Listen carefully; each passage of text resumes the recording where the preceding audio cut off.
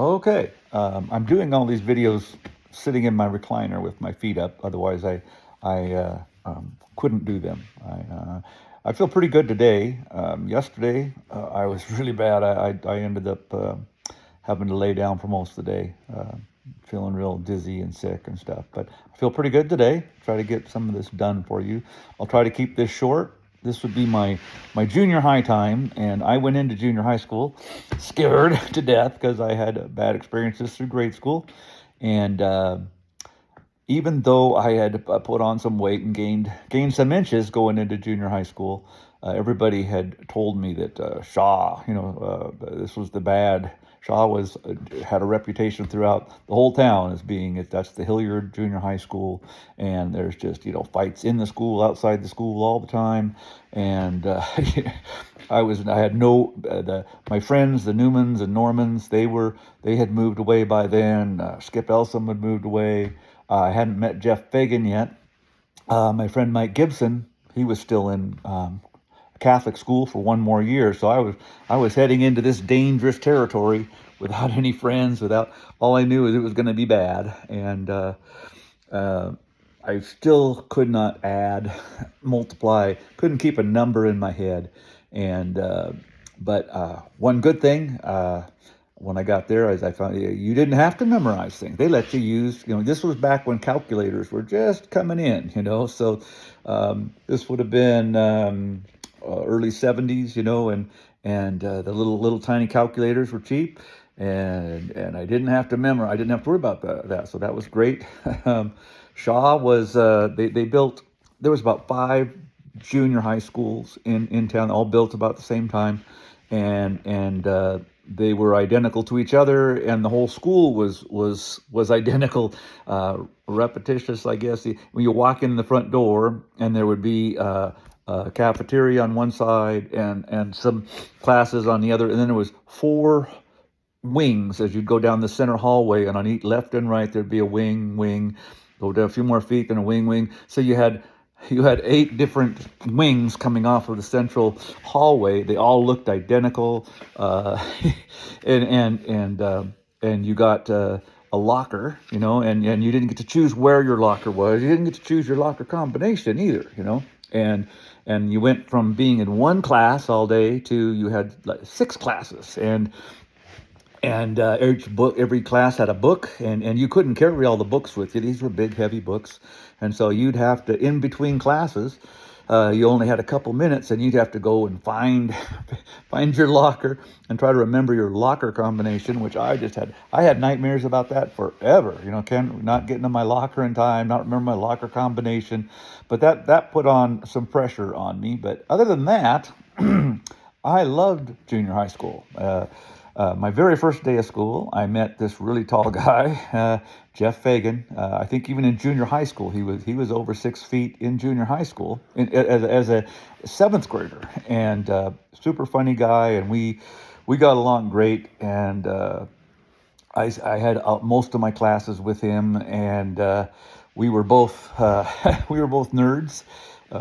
Both goofy looking, especially, I was starting to get tall, and so I was kind of goofy and lanky, and he was already goofy and lanky and tall, and we definitely weren't cool. We were both band geeks. He played clarinet, I played the cornet, and we were both in whatever music classes they had, all the band classes. Neither one of us were great athletes, and even though I mean, what amazes me is what I got done in a day. It's like I remember meeting up with kids on the way to school, all through school. You did 6 classes, in the middle, and lunch, and had time for stuff after school. And I'd walk home with Jeff almost every day, go to his house, and he had HBO. That's just when HBO was coming out, and he was the only person. We didn't even have a color TV back then. It was a little black and white TV is all we had, and he had a good sized color TV with HBO. And I remember going to his house all the time to watch like George Carlin, and how risque that was, and he would use swear words on TV and stuff. And I think the first day I was there, his mom came home and Virginia, and I was, oh gosh, your mom's home. We got caught watching. We got caught watching HBO. What's going to happen? And and Jeff was very smart, had a great sense of humor. And he goes, oh no, we're in trouble now, And he was just playing with me, but I didn't know that. And he goes, oh yeah, mom's going to be upset about this. And so I was all nervous, and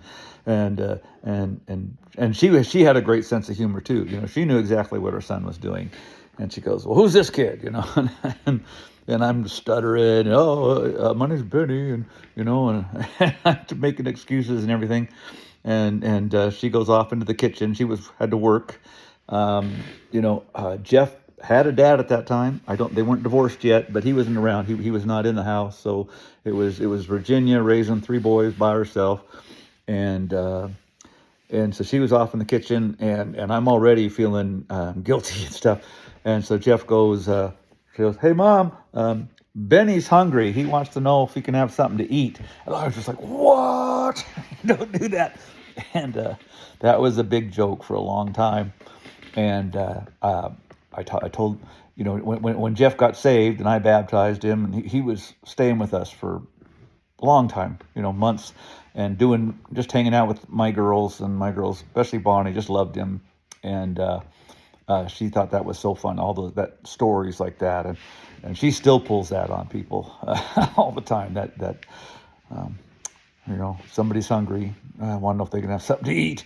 Every kid that came to our house, she would pull that on him and stuff. So that was Jeff was a great influence on me, and we did everything together. And once Mike got there, then we were the Three Musketeers, inseparable.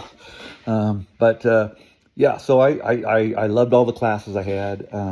I found out that I guess I never thought of myself as smart, but I just enjoyed learning. I enjoyed learning about history and social studies and algebra and music. And I would take letter writing, calligraphy. My artistic side came out. I didn't know I was artistic, and I took art classes, and Mr. Richter, my favorite teacher, and he took a liking to me. I think he had me signing up for art classes every year, and he had a photography class, and he had a dark room, and he taught me how to take pictures and develop things, and he signed me up for art, all city art classes downtown, that were free.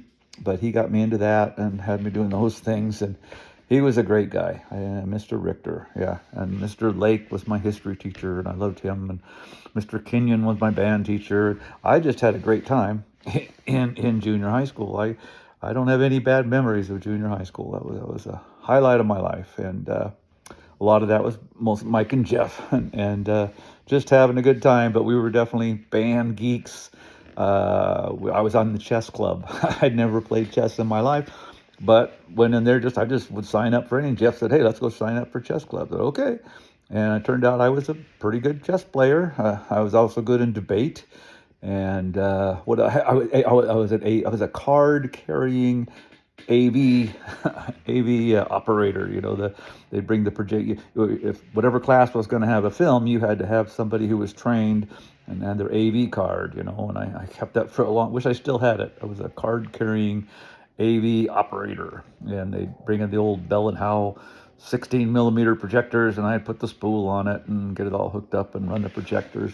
Not just my class, but other classes. So you just can't get more geeky than that. Marching band and all that stuff, and AV and chess club. So we were good kids, never did anything wrong, would never do anything wrong, enjoyed being good, and all the way through until high school.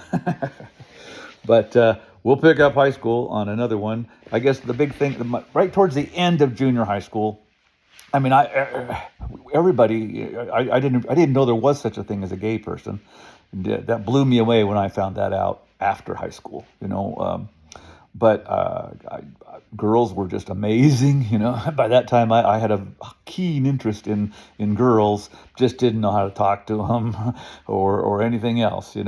But towards the end of my last year of junior high school, this new girl had come into school from Hawaii, and she was so beautiful, and so just coming from Hawaii, and she had like puka shell necklace, and she'd wear tank tops, and she had breasts, and every guy in school was interested in this girl, and for some reason, she took an interest in me, invited me to the like Sadie Hawkins dance, and I was so nervous, but hey, who could say no to this beautiful girl?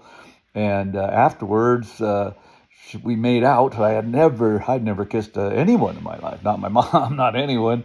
And she's like, "Hey, you want to make out?" And I go, "Okay," And I'm expecting a little peck on the lips or something, and she sticks her tongue down my throat, and we made out for a couple hours, I think, and that was my introduction to girls, and. It was a great introduction, but I did had nobody told me about the birds and the bees. I went all the way, through that time. But that was I think it was a good thing, but it ended up being a bad thing as I go into high school. Just not knowing. All I knew is girls were great to make out with, and we'll pick up on that in high school.